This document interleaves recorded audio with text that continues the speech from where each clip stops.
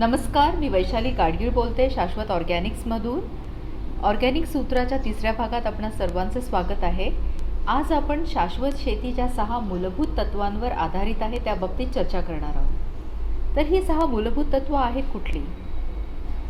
जल, जंगल, जमीन, जनावर, जीवन आणि जेवण. अगदी सोपं आहे, ऐकायला सुद्धा आणि समजायला सुद्धा. आपण सुरुवात करूया जल. जल म्हणजे जीवन. पाण्याशिवाय तर आपण शेतीचा विचारही करू शकत नाही. तर अशा पाण्यासाठी आपण आधीच जमिनीतल्या पाणीसाठ्यावर किंवा जवळच्या नदी आणि ओढ्यांवर का अवलंबून राहावं किंवा पावसाच्या पाण्यावर का अवलंबून राहावं? एक तर ते कधीतरी हा जमिनीतला पाण्याचा साठा संपणारच, कारण आपण पाणी उपसत राहिलो तर. आणि नुसत्या पावसाच्या भरोशावर शेती करणं अशक्य आहे, ते आपल्याला परवडण्यासारखंच नाही आहे. त्यामुळे पाण्यासाठी आपण आत्मनिर्भरच राहिला पाहिजे, जर आपल्याला एक शाश्वत शेती तयार करायची असेल, उभी करायची असेल तर. दुसरं म्हणजे आपण ते कसं करू शकतो, तर आपल्या शेतामध्ये शेततळी करणं, जागोजागी बांध, त्याच्यानंतर चर खणणं. दुसरं म्हणजे सरी ओरंबे ह्याची शेती करणं, जिथे पाणी आणि जमीन आपली वरची माती आहे ती आपल्या शेतातच राहील आणि पाण्यामुळे वाहून जाणार नाही. जमीनसुद्धा भुसभुशीत असणं फार महत्त्वाचं असतं, कारण ती पाणी शोषून कशी घेणार. त्यामुळे जमिनीची सुपीकता, जमीन किती भुसभुशीत आहे, ती उतारावरची आहे का, की ती सपाट जमीन आहे, या सगळ्या गोष्टीचा आपल्याला विचार करायला पाहिजे. आणि जशा प्रकारची आपली जमीन आहे त्या प्रकारे आपण आपलं शेत तयार केलं पाहिजे. सगळ्यात महत्त्वाची गोष्ट म्हणजे आपल्या जमिनीत, शेत जमिनीत वृक्ष लागवड. कारण वृक्षांची मुळं पाणी धरून ठेवतात. उंबर म्हणा, वड म्हणा, पिंपळ म्हणा, ह्यांची मुळं अतिशय चांगल्या प्रकारे पाणी धरून ठेवतात. बांबूची बेटं झाली, बांधावर आपण आपल्याला शेतीत जी उपयोगी पडतील अशी झाडं, करंजाचं झाड, रानभेंडीचं झाड. दुसरं म्हणजे आपल्या प्राण्यांसाठी लागणारं चारा, गवत, ह्याच्यामुळे जमिनीची मुळं, जमीन ह्यांची सगळी मुळं जमिनीमध्ये पाणी धरून ठेवतात आणि आपल्या जमिनीची आर्द्रतासुद्धा मेंटेन राहते. जमीन सतत आच्छादित ठेवणं हे महत्त्वाचं आहे, कारण त्याच्यामुळे जमिनीतली आर्द्रता टिकून राहते आणि त्याच्यातला जो पाण्याचा साठा आहे त्याचं बाष्पीभवन होत नाही. तर अशा विविध गोष्टी आपण आपल्या आचरणात आणू शकतो आणि हळूहळू आपल्या जमिनीतील पाण्याचा स्रोत वाढवू शकतो. जंगल ही परिसंस्था आपल्या शेतजमिनीत तयार करणं ही संयमाची गोष्ट आहे, कारण हे काही रातोरात होणार नाही. जंगल या परिसंस्थेकडे आपण अगदी बारकाईने बघितलं तर तिथे मोठाले वृक्ष, एक मध्यम आकाराची झाडं, झुडपं, कंदमुळं, वेलवर्गीय गोष्टी, गवत, त्याच्यानंतर शेवाळं, जमिनीतले सूक्ष्मजीव, वरती उडणारे पक्षी, नंतर काही वन्य प्राणी हे एकत्र वावरत असतात आणि त्याच्यात एक अतिशय सुंदर अन्नसाखळी तयार झालेली असते. एक अन्नवन आणि त्याच्यातली ही अन्नसाखळी. आणि आपण बघितलं तर जंगलामध्ये खूपच क्वचित आपल्याला कीड दिसते, कारण ह्याचं सगळं संतुलन ह्या अन्नसाखळीमध्येच होतं. कारण प्रत्येक एखाद्या किडीला कंट्रोलमध्ये आणण्यासाठी एक दुसरा तिचा प्रिडेटर असतो, जो तिला खातो आणि कंट्रोलमध्ये आणतो. तर ही अन्नसाखळी तयार करणं किंवा जंगल सदृश्य एक परिसंस्था आपल्या शेतामध्ये तयार करणं ही संयमाची गोष्ट आहे. आणि जेव्हा तुम्ही शेतीचा विचार करता, कुठली पिकं लावायची हा विचार करता, त्याच्या आधी आपण कुठली झाडं लावायची आणि ही परिसंस्था कशी वाढवायची ह्याचा विचार आपल्या मनात आला पाहिजे.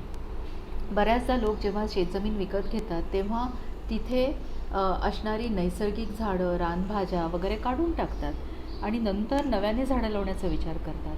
पण माझं असं मत आहे की ही निसर्गाने दिलेली ही पहिली मुलं आहेत, निसर्गाची पहिली मुलं, त्यांना काढू नका, कारण त्यांना ते वातावरण अतिशय अनुकूल आहे आणि त्याच्याकडनं जमिनीला बरंच काही मिळत असतं आणि त्याच्यावर जगणारे पशु पक्षी तिथे आधीपासूनच संहार करत असतात. जेव्हा तुम्ही ही झाडं काढून टाकता तेव्हा तुम्ही ती अन्नसाखळी तोडता.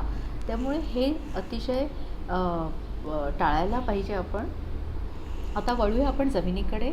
जमिनीची सुपीकता हा अतिशय महत्त्वाचा विषय आहे आणि जमीन कशी सुपीक करावी ह्याच्यावर बऱ्याच चर्चा आणि ह्याच्यावर बरंच मोठं डिस्कशन होऊ शकतं. पण काही गोष्टी आपण ध्यानात ठेवायच्या म्हणजे जमीन ही भुसभुशीत ठेवावी, त्याच्यावर जास्त नांगरणी होऊ नये, त्याच्यावर जास्त ट्रॅक्टर फिरवू नये, कारण त्याच्यावरचे जे सूक्ष्म जीव आहेत जे जमिनीसाठी अतिशय महत्त्वाचे आहेत, माती बनवण्यासाठी अतिशय महत्त्वाचे आहेत, जे जीवनसत्व झाडांना देण्यासाठी अतिशय महत्त्वाचे आहेत, ते मरतात. त्यामुळे हे टाळलंच पाहिजे.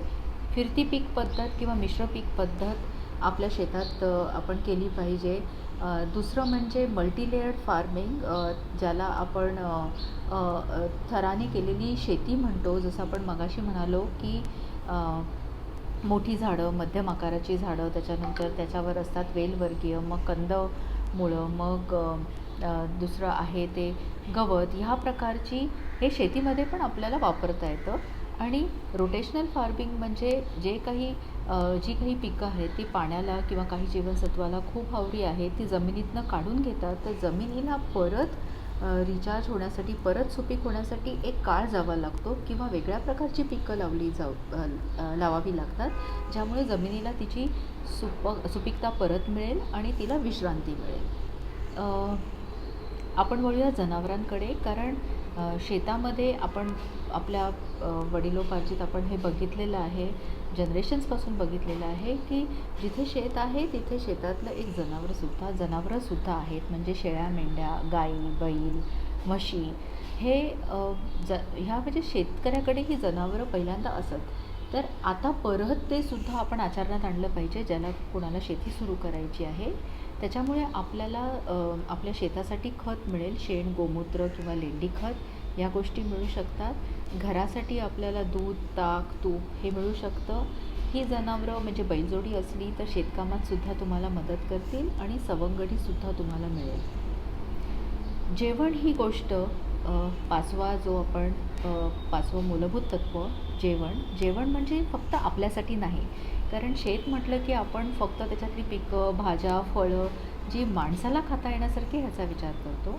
पण जेव्हा तुम्ही शाश्वत शेतीचा विचार करता तेव्हा आपल्याबरोबरच पशुपक्षी, फुलपाखरं, मधमाशा, जमिनीतले सूक्ष्मजीव, बाकी शेतीसाठी लागणारे जे प्राणी आहेत ह्यांच्यासाठी सुद्धा आपल्या शेतामध्ये जेवण पाहिजे. म्हणजे त्या प्रकारची फळझाडं लावली पाहिजेत, फुलझाडं लावली पाहिजेत की त्याच्यातनं त्यांना मध घेता येईल आणि त्यामुळे तुमच्या शेतातलं परागीकरणसुद्धा वाढेल, किडींवर कंट्रोल येईल. आणि ही सगळी परिसंस्था जेव्हा तयार होईल, जेव्हा तुम्ही ह्या पाहुण्यांसाठी तुमच्या शेतामध्ये जेवण ठेवाल. जीवन हा सहावं मूलभूत तत्त्व आहे. जीवन म्हणजे सहजीवन. आपण सगळ्यांनी, माणसांबरोबरच आपण सगळ्यांनी एकत्र राहिलं तर ही शाश्वत शेती एकदम शाश्वत राहील. जे आपण अन्नसाखळी म्हटलं किंवा अन्नवन म्हटलं, ही जी जंगल सदृश परिसंस्था म्हटलं, हे सहजीवन आहे. तर हे सहजीवन तसंच ठेवणं हे फार महत्त्वाचं आहे. आणि जेव्हा आपण शाश्वत शेती करतो तेव्हा हे आपल्यासाठीच चांगलं नाही आहे, तर हे निसर्गासाठी सुद्धा चांगलं आहे. हे आपण लक्षात ठेवलं पाहिजे.